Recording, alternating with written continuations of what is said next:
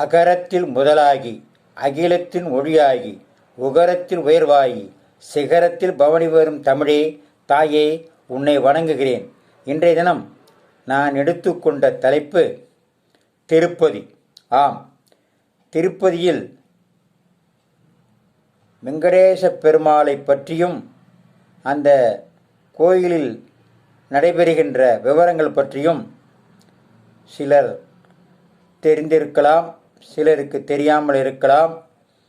அதில் உள்ள சில அதிசயமான தகவல்களை எல்லாம் இன்று நான் உங்களோடு பகிர்ந்து கொள்கிறேன். திருப்பதி என்பது அடிவார பகுதியை குறிக்கும். திருமலை என்பது கோவில் உள்ள பகுதியை குறிக்கும். திருமலை பற்றி சில செய்திகள் இங்கே பார்க்கலாம். திருமலை ஏழுமலையானை, அது அவருடைய சிலை இருக்கு இல்லையா, அந்த சிலை சிலா தோரணம் அப்படிங்கிற ஒரு விசித்திரமான கல்லில் செதுக்கப்பட்டது. இந்த கல் திருமலையில் மட்டும்தான் காணப்படும். இக்கல்லோட ஆயுள் சுமார் 250 கோடி ஆண்டுகள் அப்படின்னு இந்த மண்ணியல் வல்லுநர்கள்லாம் கணித்து சொல்லுகிறார்கள். திருமலை ஏழுமலையானுடைய பிரசாதம் உடைந்த மண் சட்டியில் வைத்து படைக்கப்படும் தயிர் சோறு ஆகும். இப்படி ஒரு பிரசாத படையல் வேறு எந்த கடவுளுக்கும் படைக்கப்படுவதில்லை.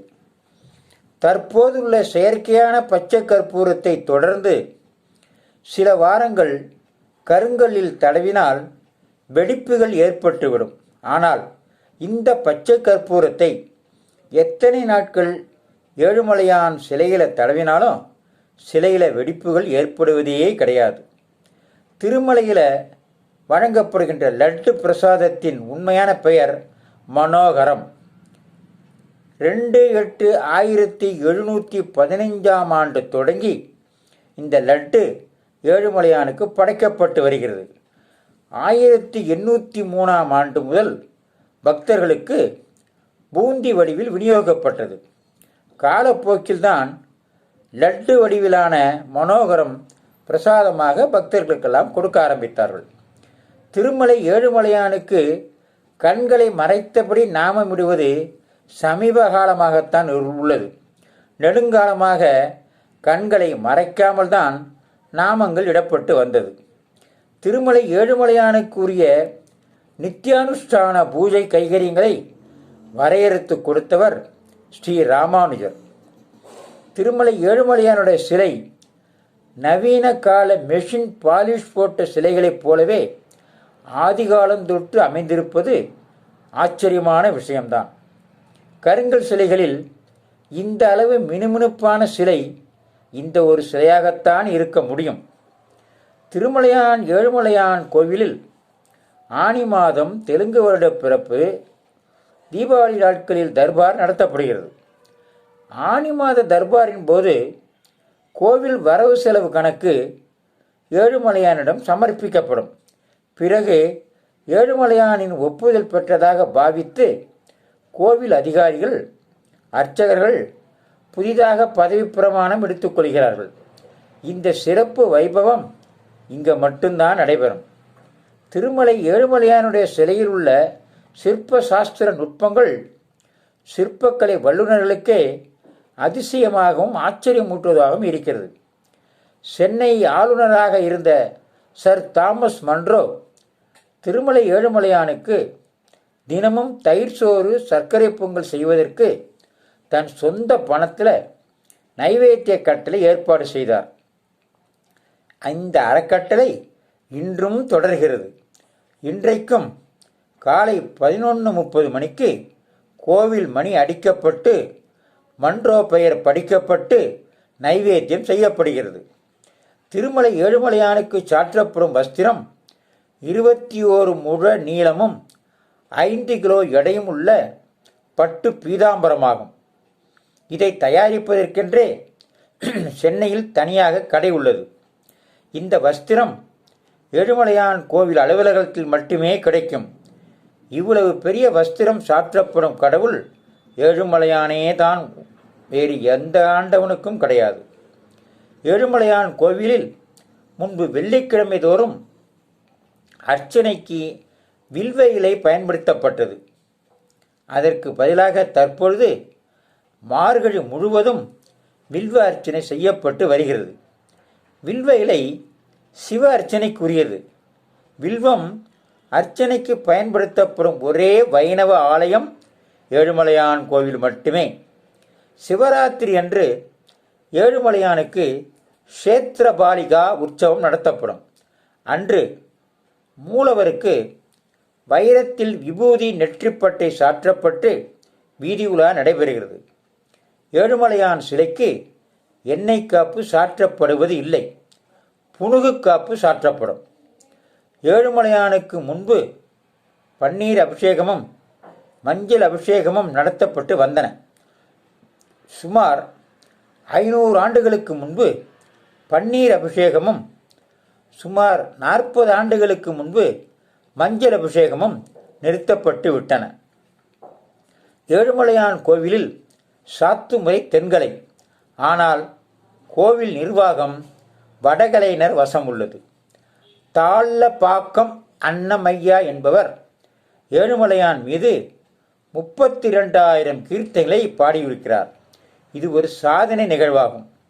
ஏழுமலையான் கோவிலில் 3 வகை லட்டுக்கள் புழக்கத்தில் உள்ளன. ஆஸ்தான லட்டு, கல்யாண உற்சவ லட்டு என்ற 2 வகை லட்டுகளும் 750 கிராம் எடையில் அதிக அளவில் முந்திரி, திராட்சை உள்ளிட்ட பொருட்களுடன் உயர்தரமான முறையிலும் குறைவான அளவிலும் தயாரிக்கப்படுபவை. இவை பெரும்பாலும் பிரமுகர்களுக்கே தரப்படுவை. சராசரியான புரோக்தம் லட்டு அனைவருக்கும் வழங்கப்படுகிறது. இதன் எடை 175 கிராம். திருமலை 3000 அடி உயரத்தில் உள்ள குளிர் பிரதேசமாகும். ஆனால் ஏழுமலையான் சிலையின் வெப்பம் மட்டும் 110 டிகிரி ஃபாரன்ஹீட்டிற்கு குறைவதே கிடையாது. இது இன்றளவும் அதிசயமான நிகழ்வாக உள்ளது. ஏழுமலையானின் சாலக்கிராம தங்கமாலை 12 கிலோ எடையுடையது. இதை ஏழுமலையானுக்கு சாற்ற 3 அர்ச்சகர்கள் தேவை. சூரிய கடாரி என்ற ஆபரணம் 5 கிலோ எடையுடையது. இவை போலவே அரிதான பல நகைகள் ஏழுமலையானுக்கு குவிந்துள்ளன. அரிய நகைகள் தவிர சாதாரண நகைகளும் அமோகமாக உள்ளன. இவற்றை சேமிக்க இடமோ ஏழுமலையானுக்கு உடுத்த நேரமோ இல்லாமல் இருப்பதால் சாதாரண நகைகளை மட்டும் ஆண்டிற்கு ஒரு முறை பத்திரிகைகளில் விளம்பரம் செய்து ஏலமிடுகிறார்கள். உலகிலேயே அரிதான ஒற்றைக்கண் நீலம் என்ற அரிய ரத்தனக்கல் ஏழுமலையான் கோவிலில் உள்ளது.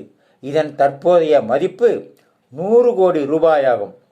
ஏழுமலையான் கோவிலின் தலமரம் புளிய மரம். ஏழுமலையான் கோவிலில் சொர்க்கவாசல் திறப்பு வைபவம் கிடையாது, கொண்டாட்டம் மட்டுமே உண்டு.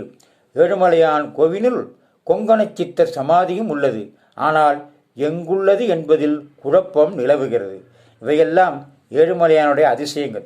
இனி இன்றொரு கொசுரை பார்ப்போமா? இன்றைய கொசுரில் நம்முடைய உடம்பு ஆர்கனை பற்றி கொஞ்சம் சொல்ல போகிறேன். Stomach is injured when you do not have breakfast in the morning. The kidneys are injured when you do not even drink 10 glasses of water in 24 hours. Gallbladder is injured when you do not even sleep until 11 o'clock and do not wake up to the sunrise. The small intestine is injured when you eat cold and stale food. The large intestine are injured when you eat more fried and spicy food. The lungs are injured when you breathe in smoke and stay in polluted environment of cigarettes. The liver is injured when you eat heavy fried food, junk food and fast food. The heart is injured when you eat over meal with more salt and cholesterol. The pancreas is injured when you eat sweet things because they are tasty and freely available. The eyes are injured when you work in the light of mobile phone and computer screen in the dark. The brain is injured when you start thinking negative thoughts. All these body parts are not available in the market. So, take good care and keep your body parts healthy. இதை like செய்யுங்கள், share செய்யுங்கள். மீண்டும் ஒரு தலைப்போடு நாளை சந்திக்கிறேன். நன்றி, வணக்கம்.